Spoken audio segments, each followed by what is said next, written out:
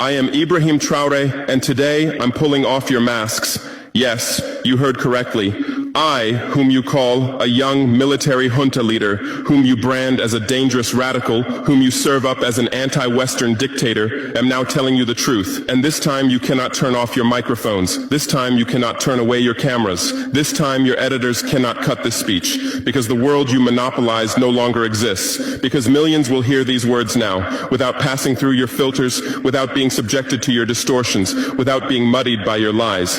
I am 34 years old. Every day of my life, I grew up with your lies. As a child, I would watch Africa on television. Always the same images. Children with flies, dry lands, weapons, death. This is Africa, they told us. This is what Africa is. And we believed it. We were ashamed of ourselves. We were ashamed of our own lands, of our own people. But then I grew up. I read, I researched, I questioned, and I understood that the Africa you showed us wasn't real. The story you told us was a lie. The fate you imposed on us was a script you had written. For years, how have you portrayed Africa? How have you shown it? How have you sold it to your viewers? As if we were creatures who had no share of humanity, as if we were savages left outside of civilization, as if we were wretches waiting for you to save us. Every day, every hour, every minute, the same story plays on your screens.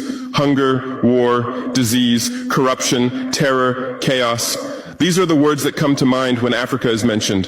In your Africa dictionary, there are no other words. No hope, no success, no development, no resistance, no honor, no pride, no victory. So I ask you, New York Times, Washington Post, Guardian, Le Monde, have you ever made Africa's successes your headlines? How many times have you written about Rwanda's technology miracle? How many times have you shown Ethiopia's reforestation project? How many times have you praised Botswana's democratic success? How many times have you described Kenya's entrepreneurial ecosystem? No, because these don't fit your scenario. Your Africa cannot be successful. It cannot, because then how will you legitimize your exploitation? If it's not in need of help, how will you intervene? If it's not backward, how will you look down on it? Have you ever asked yourselves, has any editor sitting at their desk, any news director in a meeting, any columnist at their keyboard ever thought, why are the people of the world's richest lands poor? Here are the numbers for you, real numbers. Africa owns 70% of the world's cobalt reserves. Your cell phone, your computer, your electric car won't work without cobalt.